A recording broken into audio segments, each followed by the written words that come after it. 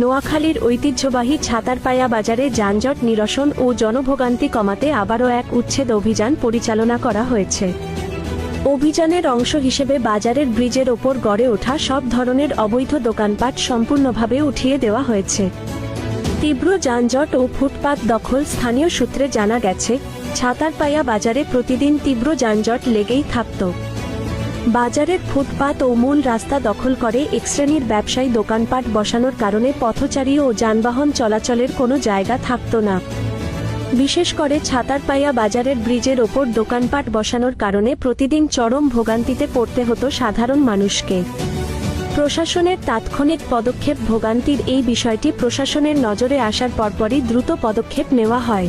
আগামী রবিবারের মধ্যে খাল দখলমুক্ত করার নির্দেশ কর্তৃপক্ষের পক্ষ থেকে কঠোর হুঁশিয়ারি দিয়ে জানানো হয়েছে।